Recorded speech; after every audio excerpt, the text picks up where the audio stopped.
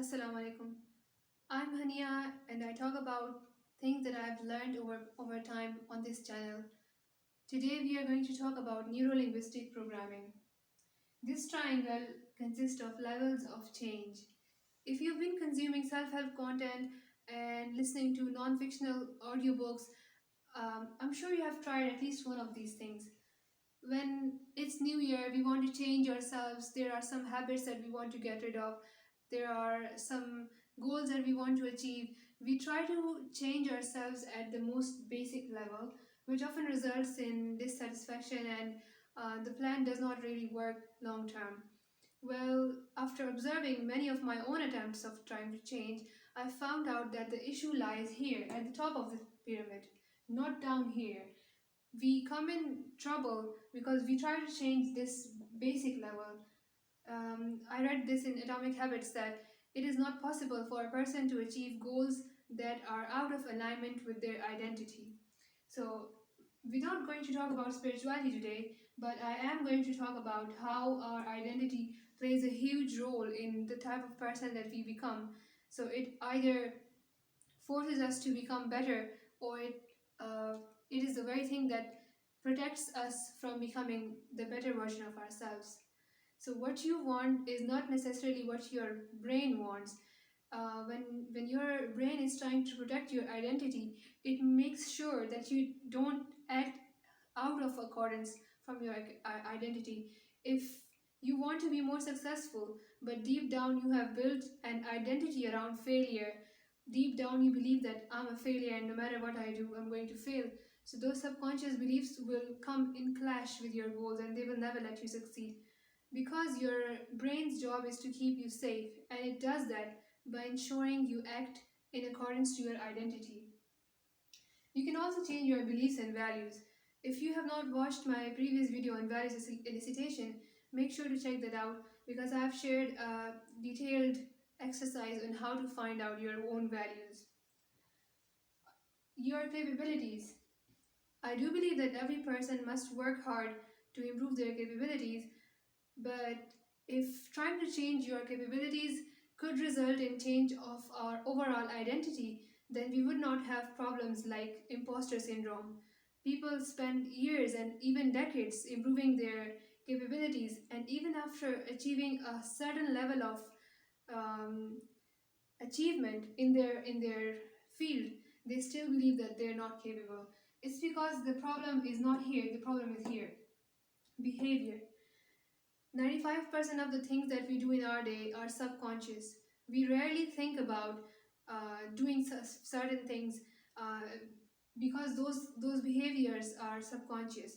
So your behavior, if you try to change your behavior, it might only last for 2 or 3 weeks, and then your willpower will run out, and you will find yourself eventually falling back into old patterns because most of your behaviors are subconscious. Environment. It is extremely draining to change your environment. Nowadays in social media, you will hear people tell you to cut off with your friends, cut off toxic people.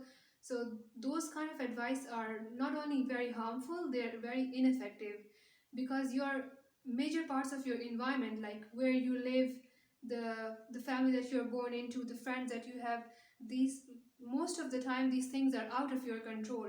And for an average person who just wants to become a better person, they can't just magically go to fly to New York and start a new life there. So if you try to control or change your environment, you will face a lot of problems there too. The best way that I recommend, because in all the experiments that I have done myself, I found NLP to be the most effective because if you understand this, you can easily change your identity. Now, I also made a video in which I talked that identity cannot be changed as a whole in one sitting. Because, why is this? Because we have experiences, could be positive, negative. Those experiences derive our beliefs, and those beliefs collectively combine to form self belief or self identity. While you may not be able to change your whole identity in a day or two, you might be able to change your beliefs. And you might start wondering that if I am going to change self identity, then I need to change my beliefs. If I want to change my beliefs, then I want to change my experiences. But experiences cannot be changed. No, you don't need to change your experiences. You only need to change your beliefs. Now you're wondering, well, if I had a really bad experience of failing public speaking on stage in front of thousands of people, how am I ever going to change that experience? Because what happened already happened, it's in the past, I can't change it. Then how do I change my belief?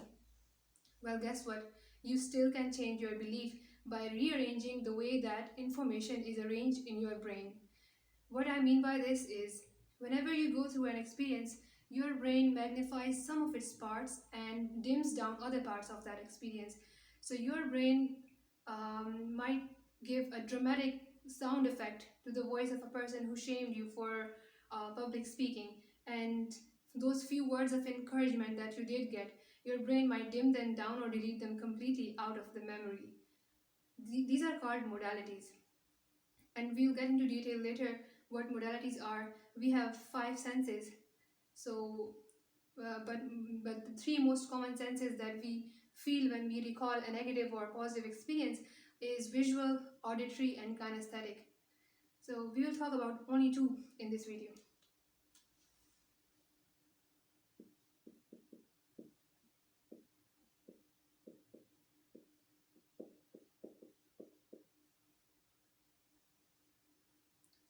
Now, before we discuss visual and auditory modalities and submodalities, first we need to understand personal space.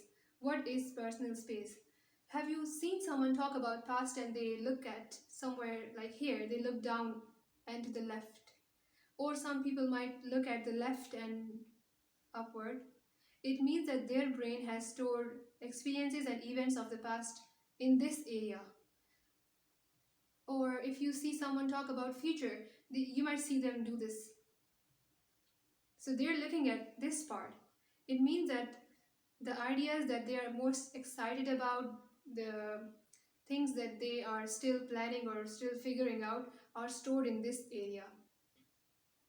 Just like if you have a computer, you have a desktop, some people have a habit of putting some files to the left and some to the right according to their own mental categorization. Similarly, when we experience something, our brain stores it in a certain manner. This whole area is called personal space, and I've also observed that when someone is talking about something they're really passionate and proud of, like if they're talking about a great achievement, you'll find that they look at this area, the center. So they usually see those experiences. Like if you've ever met someone who likes to talk um, a lot about their adventure story of how they did that and how they succeeded at some Olympics, you might notice that they're looking here. And if you ask them, they'll tell you that the pictures they see are very big in size and they're at the center. Now, this is very important. Oftentimes, when we recall negative experiences about ourselves, we are so lost in the experience itself that we forget to pay attention to the modalities. The modalities like what is the size of the picture, where is it located in your personal space, is it to the top, to the left, right, center, um, is it colorful or black and white?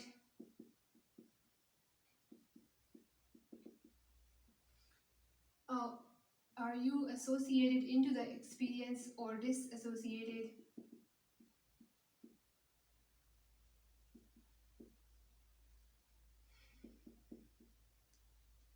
You might also hear some sounds. So, do you hear your own voice or the voice of people? Is it loud or is it not loud? Do you hear some other sounds?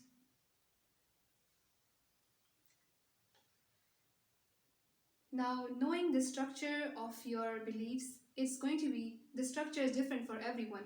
But generally, I've noticed that people who talk about their past look at this area, so their past experiences are stored here.